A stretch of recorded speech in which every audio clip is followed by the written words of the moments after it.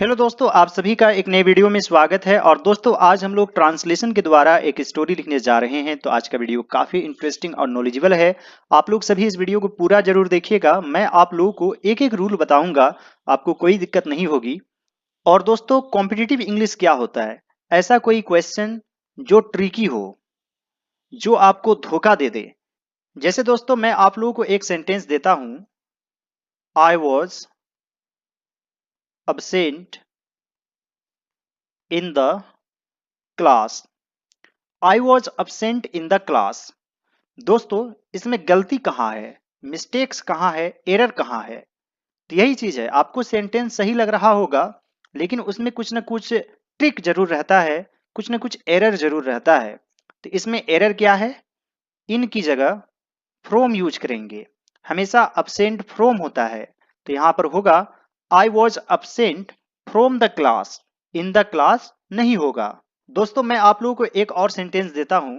मान लीजिए, I am busy in my work. अब इसमें कहा मिस्टेक है? I am busy in my work, ऐसा हम लोग सेंटेंस अपने डेली लाइफ में बोलते भी हैं, लेकिन इसमें एरर कहाँ है? तो दोस्तों, हमेशा बिजी एट होता है। यदि आप किसी काम में बिजी हैं तो बिजी एट यूज करेंगे, तो यहां पर हो जाएगा I am busy at my work. तो दोस्तों, कॉम्पिटिटिव एग्जाम्स में इसी तरह के क्वेश्चन पूछे जाते हैं। ऐसे क्वेश्चन पूछे जाते हैं जिसमें आप थोड़े से कंफ्यूज्ड हो जाएं और थोड़ा सा ट्रिकी हो, जो आपको धोखा दे दे। वैसे मैंने कॉम्पिटिटिव इंग्लिश पर एक प्लेलिस्ट बनाया है, तो उस प्लेलिस्ट के लिए मैं वीडियो जरूर बनाऊंगा। लेकिन दोस्तों, आप लोग भी कॉमेंट करके जरूर बताइएगा कि क्या आप कॉम्पिटिटिव इंग्लिश पढ़ना चाहते हैं या नहीं। ट्रांसलेशन तो होगा ही, और साथ ही साथ यदि कॉम्पिटिटिव इंग्लिश की तैयारी हो जाए तो आपके आने वाले जीवन में बहुत हेल्प मिलेगा। यदि आप जूनियर स्टूडेंट हैं और यदि आप सीनियर स्टूडेंट हैं तो आपकी तैयारी भी हो जाएगी। तो दोस्तों, आप लोग कमेंट करके जरूर बताइएगा। मैं बहुत अच्छे से, आसान तरीके से आप लोगों को कॉम्पिटिटिव इंग्लिश की तैयारी करवा सकता हूं। अब दोस्तों, ट्रांसलेशन की तरफ आगे बढ़ते हैं। एक किसान की बेटी एक गांव में रहती थी। तो इस तरह के सेंटेंस को देयर से शुरू किया जाता है। जैसे एक राजा था, देयर वॉज अ किंग। या फिर एक राजा रहता था, देयर लिव्ड अ किंग। तो यहां पर लिखेंगे there lived a farmer's daughter. और दोस्तों, यहां पर है एक गांव में, इन अ विलेज। इसे एक्चुअली विलेज पढ़ा जाता है, लेकिन हम लोग विलेज भी पढ़ते हैं। There lived a farmer's daughter in a village. एक दिन वह अपने सिर पर एक बाल्टी दूध लेकर बाजार जा रही थी। दोस्तों, वैसे बाल्टी को बकेट भी कहते हैं और पेल भी कहा जाता है, PAIL। पेल मीन्स भी होता है बाल्टी। और दोस्तों, यहां पर है जा रही थी, यानी कि पास्ट कंटिन्यूअस टेंस में है। Past continuous tense. और दोस्तों, इसका स्ट्रक्चर क्या होता है? Subject plus was were plus verb में ING form plus object.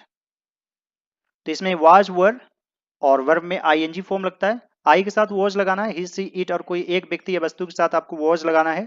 You के साथ वर लगाना है, दे के साथ वर लगाना है, वी के साथ वर लगाना है। और मोर देन वन पर्सन और थिंग में आपको वर यूज करना है। एक दिन वह अपने सिर पर एक बाल्टी दूध लेकर बाजार जा रही थी। तो यहां पर है एक दिन, यानी कि वन डे। और सब्जेक्ट क्या है? सी। सी के साथ वॉज लगता है। सी वॉज गोइंग टू मार्केट। दोस्तों, आपके मन में एक सवाल होगा कि क्या यहां पर द यूज हो सकता है?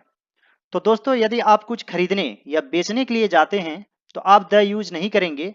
और कुछ खास काम के लिए जाते हैं, मान लीजिए कि आप अपने दोस्त से मिलने के लिए जाते हैं, तब द यूज कर सकते हैं। One day she was going to market, एक बाल्टी दूध लेकर, या एक बाल्टी दूध के साथ, ये भी आप लिख सकते हैं, with the pail of milk, कहां पर? अपने सिर पर। On her head. One day she was going to market with the pail of milk on her head। और दोस्तों यदि सेंटेंस के अनुसार बनाएं कि दूध लेकर, तो यहां पर आप टेकिंग का यूज कर सकते हैं। Taking a pail of milk on her head, इस तरीके से भी आप बना सकते हैं। उसने खुद से कहा, जो पैसा मुझे दूध बेचकर मिलेगा उससे मैं अंडे खरीदूंगी। तो उसने खुद से कहा, दोस्तों जैसे मैंने खुद से कहा, तो इसे इंग्लिश में क्या लिखेंगे? I said to myself. दोस्तों जैसे मैं मन ही मन हंसा, यानी खुद में हंसा, तो इसे इंग्लिश में क्या लिखेंगे? आई लाफ्ड टू माई सेल्फ। तो यहां पर टू यूज होता है। उसी तरह दोस्तों यह सेंटेंस भी बनेगा। उसने खुद से कहा, she said to herself. क्या कहा? जो पैसा मुझे दूध बेचकर मिलेगा उससे मैं अंडे खरीदूंगी। तो दोस्तों यहां पर दो सेंटेंस है, यानी कि एक तरह से दो क्लॉज है। एक है मेन क्लॉज और एक है सब ऑर्डिनेट क्लॉज। कैसे जानेंगे कि मेन क्लॉज क्या है? तो जो सेंटेंस दूसरे सेंटेंस पर डिपेंड नहीं करता है। जैसे आप बोलेंगे मैं अंडा खरीदूंगा, तो यह सेंटेंस खुद में कंप्लीट है। और यदि आप कहेंगे जो पैसा मुझे मिलेगा, तो जो पैसा मुझे मिलेगा खुद में सेंटेंस पूरा नहीं है, ऐसा लगता है कि उसके आगे कुछ और सेंटेंस होना ही चाहिए। जो पैसा मुझे मिलेगा इससे मैं एक घर खरीदूंगा, यानी कुछ सेंटेंस आगे होना चाहिए। तो यह अपने पूरे अर्थ के लिए दूसरे सेंटेंस पर डिपेंड करता है, इसलिए वह सबऑर्डिनेट क्लॉज है। तो मैं अंडे खरीदूंगी, यह मेन क्लॉज है, इसे ही पहले लिखेंगे। आई विल बाय एग्स। जो पैसा मुझे दूध बेचकर मिलेगा, इसे आप दो तरीके से बना सकते हैं। विद का भी यूज करके बना सकते हैं। With the money I will gate, बेचकर, बाय सेलिंग मिल्क। और दोस्तों यहां पर आप दैट का यूज कर सकते हैं जो के लिए। She said to herself I will buy eggs with the money that I will get by selling milk.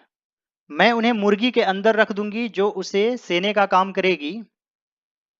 I will place, place means भी होता है रखना, यानी कहीं जाकर रखना कोई सामान। I will place the eggs under a हेन, जो उसे सेने का काम करेगी। Which will hatch them. Hatch का मतलब होता है अंडे सेना, तो आप डायरेक्टली इसे यूज कर सकते हैं। I will place the eggs under a हेन विच विल हैच देम। अंडों से कुछ मुर्गी के बच्चे बाहर आएंगे और कालांतर में वो मुर्गी के बच्चे एक बड़ी मुर्गी और मुर्गे में तब्दील हो जाएंगे। तो बाहर आना का इंग्लिश क्या होता है? Come out. और इसके साथ ऑफ लगा देते हैं, यानी किसी भी चीज से बाहर निकलना, इसके लिए ऑफ यूज करते हैं। तो यहां पर लिखेंगे सम चिकन्स, मुर्गी के बच्चे को चिकन्स कहते हैं। और यहां पर है आएंगे, यानी बाहर आएंगे, या सिंपल फ्यूचर टेंस में विल यूज करेंगे। Will come out of the eggs, और कालांतर में वो मुर्गी के बच्चे एक बड़ी मुर्गी और मुर्गे में तब्दील हो जाएंगे, यानी कि बड़े हो जाएंगे। And those chickens will grow into big hens and cocks, और यहां पर एक कालांतर में यानी समय के साथ, इसे इंग्लिश में लिखा जाता है in due course. Some chickens will come out of the eggs and those chickens will grow into big hens and cocks in due course. वह सोचती गई, मैं मुर्गे और मुर्गियां बेचूंगी, जो पैसा मुझे मिलेगा उससे मैं एक महंगी सिल्कन ड्रेस खरीदूंगी। दोस्तों यहां पर है वह सोचती गई, जैसे दोस्तों मैं पढ़ता रहा, इसे इंग्लिश में कैसे लिखेंगे? I went on reading, और इस जगह आप kept on का भी यूज कर सकते हैं। I kept on reading, और वह पढ़ता रहता है, he goes on reading होगा, तब goes यूज होगा या go यूज होगा। I go on reading, मैं पढ़ता रहता हूं और मैं पढ़ता रहा, I went on reading। तो उसी प्रकार वह सोचती गई या सोचती रही, यानी काम कंटिन्यू था पास्ट में। तो दोस्तों यहां पर लिखेंगे she went on thinking, मैं मुर्गे और मुर्गियां बेचूंगी, I will sell the hens and the cocks। तो यहां पर मेन क्लॉज क्या है? मैं एक महंगी सिल्कन ड्रेस खरीदूंगी, तो इसे ही पहले लिखेंगे I will buy a costly, an expensive भी लिख सकते हैं, सिल्कन ड्रेस, जो पैसा मुझे मिलेगा। यहां पर भी आप विद का यूज कर सकते हैं, with the money that I will gate.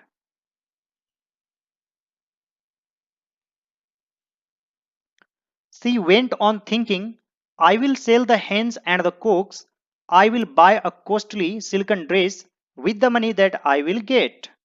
मैं अपने ड्रेस में बहुत सुंदर दिखूंगी, तो यह भी है simple future tense. I will look बहुत सुंदर, यानी कि वेरी ब्यूटीफुल, अपने ड्रेस में, in my dress, I will look very beautiful in my dress. जवान आदमी मेरी तरफ घुर घुर कर देखेंगे और शादी के लिए मेरा हाथ मांगेंगे, तो दोस्तों यहां पर लिखेंगे यंग मैन। दोस्तों देखने का इंग्लिश अलग अलग होता है। स्टेयर का अर्थ होता है घुर घुर कर देखना, गेज का अर्थ होता है टकटकी लगाकर देखना, लुक का अर्थ होता है ध्यान से देखना, और सी का अर्थ होता है बस सिंपल तरीके से देख लेना। और दोस्तों यहां पर है देखेंगे, यानी कि सिंपल फ्यूचर टेंस विल का प्रयोग करेंगे। Young man will stare at me, और स्टेयर के साथ हमेशा एट यूज होता है। Young man will stare at me and, और शादी के लिए मेरा हाथ मांगेंगे, तो इसके लिए आप लिख सकते हैं seek my hand in marriage. तो यहां दोस्तों इन यूज करेंगे, हमेशा सीक इन होता है, seek my hand in marriage. Young man will stare at me and seek my hand in marriage. मैं खुशी खुशी शादी कर लूंगी, आई विल मैरी हैप्पीली। मैं आनंद के लिए गाऊंगी और नाचूंगी, I will sing and dance for joy. मैं गर्व से अपना सिर उछालूंगी, I will toss my head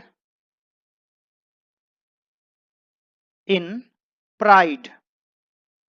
और दोस्तों टॉस का अर्थ होता है उछालना या एक तरह से हिलाना। जैसे ही उसने अपना सिर उछाला, दूध का बाल्टी उसके सिर से गिर गया। जैसे ही इसके लिए एज यूज करेंगे, as she tossed her head, दूध का बाल्टी, the pail of milk, as she tossed her head, the pail of milk fell down from her head. उसकी सारी आशाएं चूर हो गई। All her hopes were shattered. या फिर आप सिंपली गोन का भी यूज कर सकते हैं। ऑल हर होप्स वर गोन। और दोस्तों एक चीज आप हमेशा ध्यान रखेंगे कि जैसे ऑल का यूज होता है तो ऑल माई पेन्स या माई ऑल पेन्स, तो हमेशा ऑल माई होगा। यहां पर जो भी माई योर हीज आएगा वो ऑल के बाद आएगा, ऑल माई पेन्स, न कि माई ऑल पेन्स। वह जोर जोर से रोने लगी, तो यहां पर लगी इसके लिए बिगेन यूज करते हैं। जैसे मैं रोने लगा, आई बिगेन टू क्राई, तो यहां पर लिखेंगे सी बिगेन टू क्राई बिटरली, यानी जोर जोर से। बट लेकिन अब रोने का कोई फायदा नहीं था। It was no use crying. दोस्तों यहां पर इज नो यूज या फिर was no use plus verb में आईएनजी फॉर्म यूज होता है। मान लीजिए आपको बोलना पड़े कि अब पढ़ने से कोई फायदा नहीं है, it is no use reading. वह दुखी मन से घर वापस आ गई। She came back home with sad heart. She came back home with sad heart. उम्मीद करता हूं दोस्तों कि आज का वीडियो आप लोगों को अच्छा लगा होगा। यदि यह वीडियो आप लोगों को अच्छा लगे तो इस वीडियो को जरूर लाइक कर दीजिएगा, कुछ ना कुछ जरूर कमेंट कीजिए। और दोस्तों आप किस प्रकार के लर्नर हैं, यानी कि आप बेसिक लर्नर हैं या फिर आप मॉडरेट हैं यानी कि बीच वाले, या फिर एडवांस्ड हैं, आप कमेंट करके जरूर बताइएगा। और दोस्तों क्या आप कॉम्पिटिटिव इंग्लिश मुझसे पढ़ना चाहते हैं? आप कमेंट करके जरूर मुझे बताइएगा ताकि मैं वीडियो आपके अनुसार बना सकूं। All right dear students and friends, thanks for watching, have a great day, enjoy yourself।